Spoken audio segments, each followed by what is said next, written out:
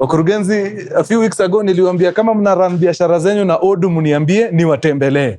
Today is that day. Au sio? Tuingie.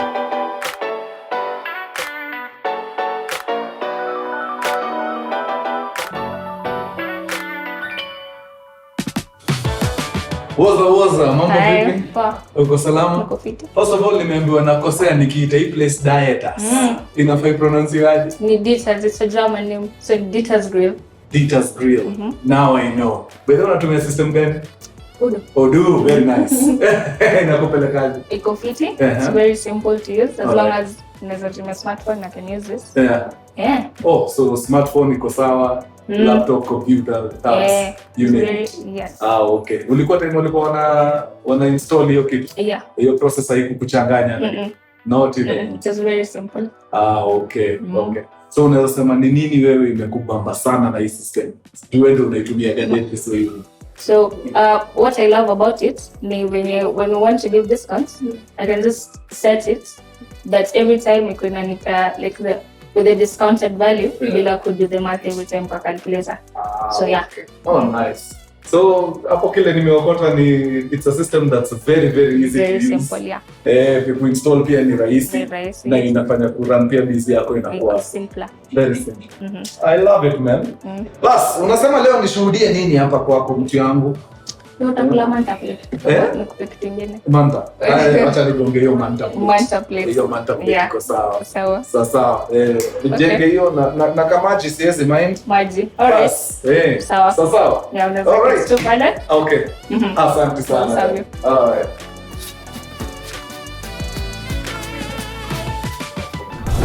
Run restaurant yako kipro using Odu point of sale. It is easy to install, easy to use, na ina make the day-to-day running of your business very simple and very easy. Okay, mambo yangu ishafika hapa Ditas Grill, sasa nikutia ndani. Na nikifanya mambo yangu mimi nataka tu nikukumbushe bana, your first app on Odu is free of charge. Why you don't have it? I have no idea. So kimbia pale, download your app. Fanya mambo yako, run biashara like a pro. Sawa. It's easy to use. Anyone anaweza itumia kuinstall, ndio even rahisi zaidi. Itakubamba deadly. Haya, wacheni mimi nishiriki. Tuzidi.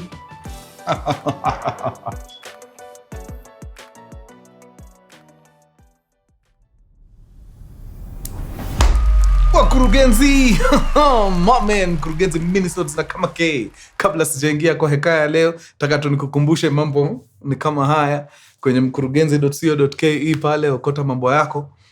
T-shirts ziko pale zinakuhusu sana, suits ziko pale, hoodies, bucket hats, beanies, you name it. Unaipata pale mkurugenzi.co.ke. Yeah, naona ni kama kawedha kameanza kukaa vile kanataka, so let's take advantage, man. Tushike mambo pale. By the time episode inaenda, bado tutakuwa tunaonyesha sinema kweli, itakuwa imeisha. So mnaweza ipata tu kwa site. philittv.com kwa wale ambao kupata nafasi ya kuipata pale theaters. Ingia philittv.com hapo tuendelee tu kusukuma as we prepare the next one. Sawa. Very nice. So history ya leo nimegongana nayo pale kwa email. Ni story iko na shortcomings zake, lakini naweza sema tu mimi I was very impressed by the sheer determination of this young man. Unimse aliset out to accomplish a certain goal na haku stop at anything until maze kaiwai. Hapa katikati kulikuwa na panda shuka zake, lakini I think that was quite impressive. Nikasema, you know what, let me just tell it to you. You pick the positives. Hizo zenye si positive sana wachana nazo. I hope kile unatry kuchase maze uta stick to your guns to the end. Ama namna gani? Wanaitaga nini? Dying at the hill. You die at your own hill. Ama ni dying at what hill? Okay. Now, mgaizi wetu maze, story yake imeanza fiti sana akiwa high school. Uni jamaa alikuwa amejitolea kwa udi na uvumba kuhakikisha kama kuna course inataka kumtoa kwa block ni mambo ya IT. Alikuwa na feel hapo ndio hati yake iko. He was passionate about technology. So IT seemed like the right course to pursue. But now ndio uingie course zingine kama hizi, pale grades lazima zikae fiti. Huwezi kuwa tu na grades hivi je unataka kupiga degree yako safi ya IT unless uende the expensive route ambayo ni para, ama uanzie chini kidogo upige DP yako then uende degree, which takes a bit of time. So hapa trick ilikuwa moja, piga hii mtihani maliza form 4. Ukishamaliza hiyo good grades, ingia pale kampo na job, ingia course yako ya IT, bas piga shughuli yako.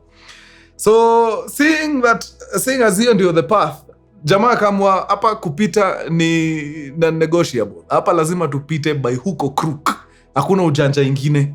So any tactics tunaweza employ kuhakikisha tumepata the desired grade, tuna employ.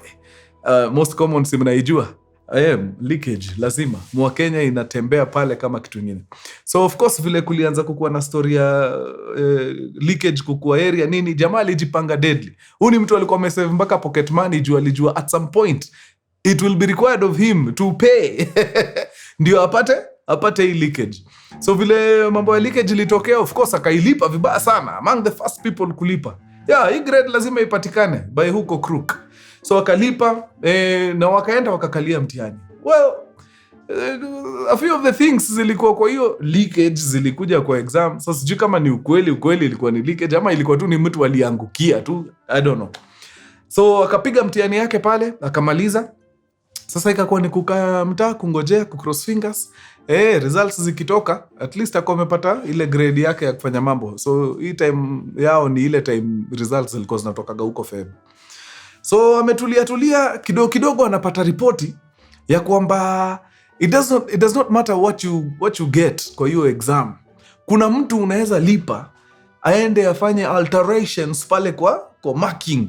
So hata kama umekosea na kupiga matik pale, so grade yako inachangiwa pale. So wewe unamlipa tu, unasema ni grade gani unataka, bas yeye anafanya mambo yake. Akajiambia now this is it. Hii ndio ile, ako wapi huyu mtu, tunampata vipi huyu jamaa? So akalinkiwa, I think alipatiwa phone number pale, akaambiwa sasa huyu jamaa ukimkanja unamwambia tu ile grade unataka anakuwekea. Okay. Kwa hivyo hizi ni nyima ka B+ hivi. Hiyo unamlipa tu anafanya mambo yake. Very fast. So akakonnectiwa na jamaa, akamvutia. Na wakabonga. Kaambia ni aje mimi nataka kwenda kufanya IT. Sitaki course nyingine, hakuna course nyingine nasikia niko na saiki ya kufanya. Hii IT ndio nataka. So mimi ukinipiga ka B+ kangu safi najua nitaingia. Huko naingia swish niende nifanye mambo yangu. So the guys akamwambia haina mambo. Sawa nitakujenga, nitakucharge hapo 10,000 ya hiyo shughuli. Keep in mind huyu ni mtu amemaliza tu form 4 sahi. Hana source of income, kila kitu anategemea mzazi. Sasa huwezi enda tu kwa mzazi mwambie cheki mami na dadi nataka mnisaidie na 10,000 niende nihonge mtu ambaye ana mark exam, ni makie exam, niweke ile grade nataka ndio niende nifanye ile course nataka, sababu ni kama siko sure sana na zile matokeo nitapata. Aingi. So ikakuwa hii pesa lazima tutaitafuta kwa njia yoyote ile. Akakol yule mjamaa akamwambia cheki, hido sawa sikatai ndakutafutia, lakini kuna ubaya nikikulipa polepole na installments. Jamaa akamwambia ina mambo, as long as by the time results zinatoka uko tulishamalizana. Jamaa kadai sawa. Haya, mtu wangu akaingia operation. Mama akiacha 300 mbale imeenda. Baba ameacha simu sijui wapi, akona sijui 200 kwa Mpesa, moja inaenda. Sijui mtu aliachiwa pesa ya kununua fertilizer, amezubazuba kidogo, imeenda. Between hiyo wakati wa kumaliza exam na hapa Januari alikuwa amesafishana hapo karibu 6,000 ama 7,000 zimeenda tu. But at some point mzai wake alianza kususpect, kuna kitu ayada hapa. Nikiingia kwa hii nyumba na ingiaga na Mpesa yangu ikiwa sawa. Nikitoka kesho kuna pesa iko kwa hiyo Mpesa. Nashindwa ni inaitwa nini ile osmosis gani inafanyika hapa. So mzee akaamua kule trap. Akakama akaangalia Mpesa balance yake, akaona niko na 4,000 sawa. Akaacha simu hapo na akaenda shughuli. Kidogo tu si hata mbali. Akaenda akapiga shughuli yake dakika chache akarudi. Akaenda akaangalia simu, akapata ameshachunwa 1,000. Akapigia Safaricom. Akauliza ni aje mtu yangu? Kuna mapesa zinatembea hapa na sielewi zinaenda wapi. Unaweza niangalilia hapa kwa statement. Mahali maganji zangu zimekuwa zikienda. Safaricom haraka. Wakamwambia statement utaipata ndio hiyo papi katumwa kwa email haraka faster. Anaona kijana yake amekuwa akijifanish na pesa kibao, alafu akishajitumia anaenda pale kwa message ana delete. So hakuna evidence ya kuonyesha ni amejitumia pesa. Safaricom ikamwanika hapo vizuri. Mzee akakuja nyumbani. Kaambia kijana, sasa leo nataka tupambane sababu mimi sikujua nalea mwizi kwa hii nyumba. Nataka leo uniambie ukweli, pesa yangu umekuwa ukipeleka wapi? Kabla sasa ni deal na wewe hapa vizuri. Wakurugenzi, this guy is very quick on his feet. Sijaona mtu anafikiria haraka hivyo. Within 3 seconds, alikuwa ameangalia mzazi wake kwa macho, akamwambia, Daddy, ukweli wa mambo ni kwamba baada ya mimi kumaliza mtihani, nilijihusisha na mambo ya mapenzi. Nikashikana na msichana wa hii town tu somewhere. Ghafla bin vu, nikakuja nikagundua ya kwamba huyu msichana hayuko 100, ako na virusi. Hiyo pesa nimekuibia ni pesa ambayo nilikuwa na changa itoshe ya mimi kuenda hospitali kuhakikisha ya kwamba niko sawa. Sababu as we speak, uoga inanimaliza. Siko sure kama niko fiti hivi vile tunaongea na wewe. Yani mzee alishanga, akaingia box yo jamaa deadly. In fact, akamshika mkono, akampeleka mpaka hospitali, wakapimwa, wakapata jamaa ako sawa. Na akamkalisha chini, akamwambia, my son, hawa wasichana hawaendi mahali. Jenga maisha yako kwanza. After umejenga maisha, ndio sasa utafute msichana mzuri ambaye hana mambo mingi, uende uoe. Unaona sasa? Karibu tu, yani ulikuwa nusura hivi mambo yako iende design nyingine. Sasa si utaconcentrate na mambo ya masomo na vitu zingine. Wasichana utaweka kando, nitaweka kando. Bas, nimekusamehe na tafadhali chunga maisha yako. Na mzae akamwachilia. Yani wewe ndio ufike mahali unadanganya mazazi na kitu kama hiyo. Isn't it easier kumwambia, nilikuwa nataka tu pesa nilipe Mutua niwekee grades. Like, kwa nini uende hiyo direction? Wanaume mtanionyesha walai. Anyway, now so ya nini imeisha hivyo, sababu hawezi chuna simu ya mzee sasa. Hapo kuiba kwa hao imeshindikana. Na mahali amefika sasa, amesukuma kwa kama 8,000, amebakisha 2,000. Akacall ule mjamaa, akamwambia, mzee, nimengangana vile naweza, nishakurushia 8,000 tayari. Please, ukinichangia nipate ile grade nataka. Unaona, hata nikiambia mzae ni aje nimefanya vizuri, si uniboost hata na 5,000 niende nisikie vizuri. Hata kataa, akinipatia simi na kuchunia hiyo 2 yako ambayo nimebakisha, tunamalizana. Na ule jamaa akamwambia, iko sawa, you are panicking too much, iko sawa. Mimi sasa kutoka hapa niwachie, wacha nifanye ile shughuli ya ulisema B+, sawa, nice. Na hivyo ndio wanaachana. Results zinatoka mwezi wa pili the following year. Ako excited deadly, ameendea B+ yake sababu ashafanya mambo, ashasikizana na mjamaa. Sasa ni mjamaa tu aende execute. Anafika shule, anapata ako na B- very weak, imebaki kidogo ingie C.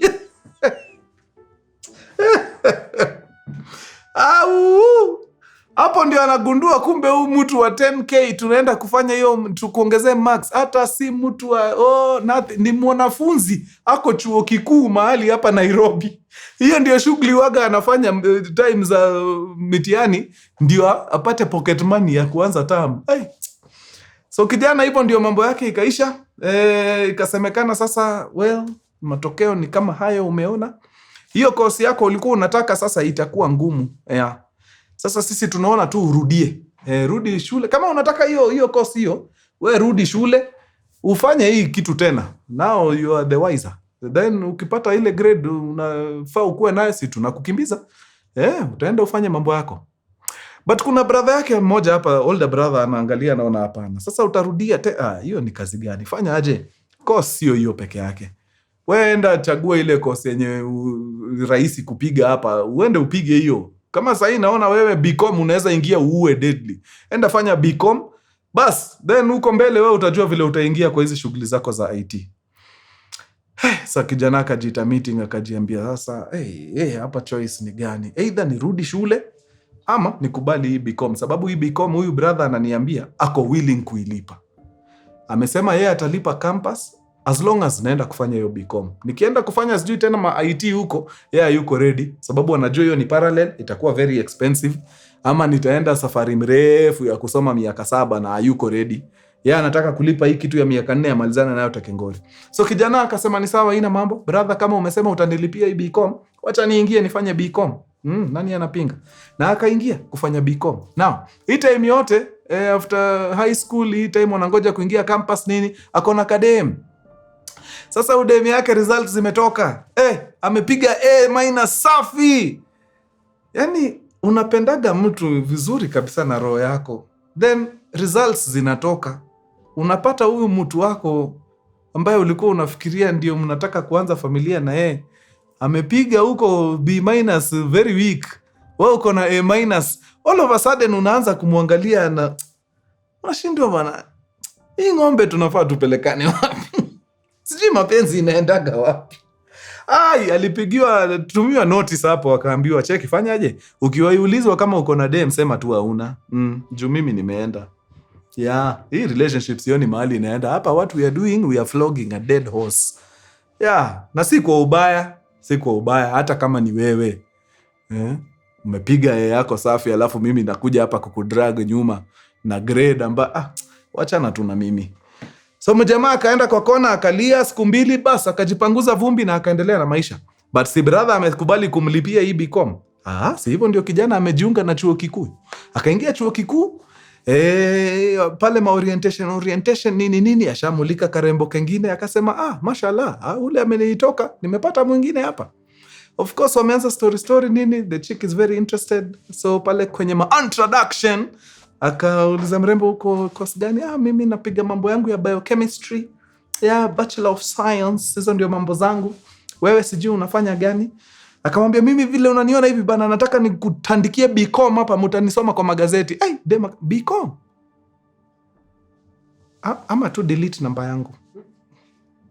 Hakuna haja tupotezeane wakati. Sasa BCom.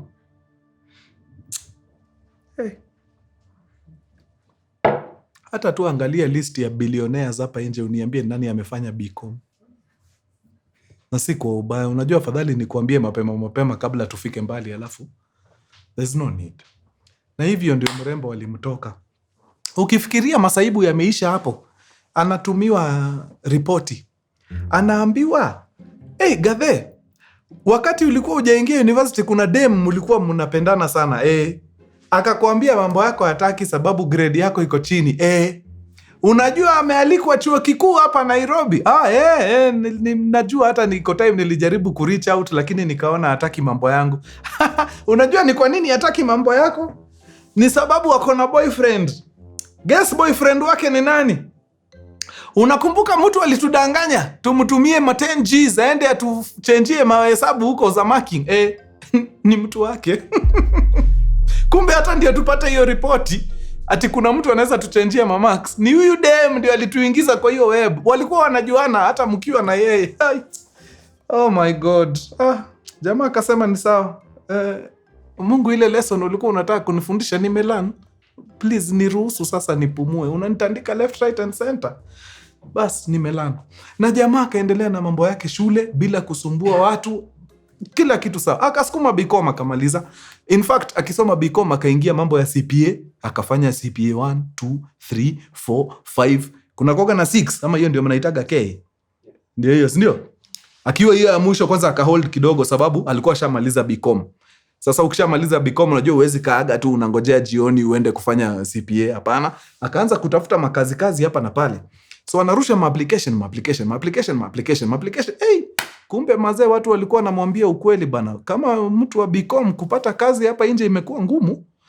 So akasema you know what? Wacha nifanye aje? Sababu nimekuwa nikisave to pocket money hapa na pale. Wacha ni enroll kwa ka college tu, hizi ma college zinakuaga kwa second floor sijui building gani. Niende nianze kitu ka IT pole tu, ni learn ma basics nini. Nione kama naweza anza hii safari ya IT mapema. So anaenda ana enroll, anasoma hapo kitu kiasi. At least anapata basics za kitu inaitwa software engineering I think. Then akiwa tu shughuli zake siku moja anatafuta tu shughuli za wera, anatuma applications nini.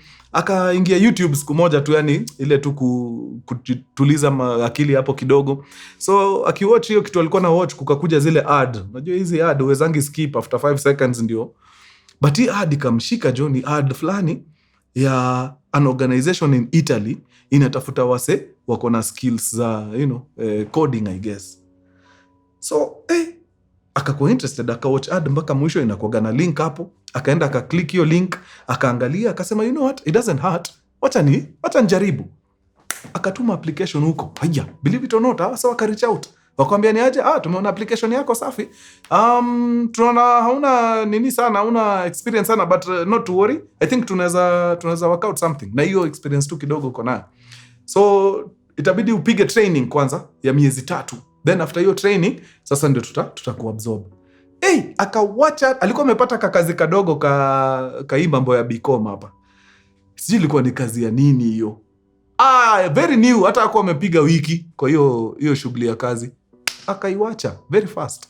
Akaingia hii training yao na anaipiga tu virtually. Ni company iko Italy. So kwa hiyo cohort ambayo walichaguliwa kulikuwa na one more Kenyan. Wakasukuma hiyo training. Unfortunately, at the end of the training, this one more Kenyan hakuweza kuproceed the next step. Lucky for this other Kenyan, hakuwa amequit job kama yeye. Kijana wetu akapenya bwana. Imagine mchezo. Sasa ameingia kwa kampuni ya Waitaliano. Yeye inamaanisha mshahara inakuja na euro. Shilingi moja yenu ni euro 150. Kijana anaishi vizuri town. Manze, hivyo ndio mambo ilimfungukia. Ametrainiwa hiyo mambo ya IT yenye alikuwa anataka for free because the company ililipia training. Yani ukikoma tu na mambo yako yenyewe, kuna vile tu inakujaga inafunguka maze.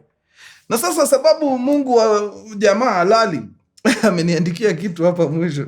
Kasema hiyo acheni tu niwasomee. Ameandika akasema, Mkuru, I am not bragging and I am not saying this is my effort. God played the biggest part. From that advertisement to landing a job makes me very happy. And I'm not bragging. Do you see the 3 characters in my story? The girl ambaye tulikutana nikiwa nangoja kuingia university, the girl I met in university, and the boyfriend to my first girl who scammed us zamani. Those 3 people, their salaries combined is not half of what I earn today. Na anasema siringi Mkuru, I promise. I am not bragging. Amesema I have never completed CPA because to be honest I never loved it. I was just doing it to get a job. I don't like accounting. I am exactly where I want to be. All in all, I thank God. And I hope this story will inspire people to focus on their dreams and not to give up despite the downfalls in between. Oh.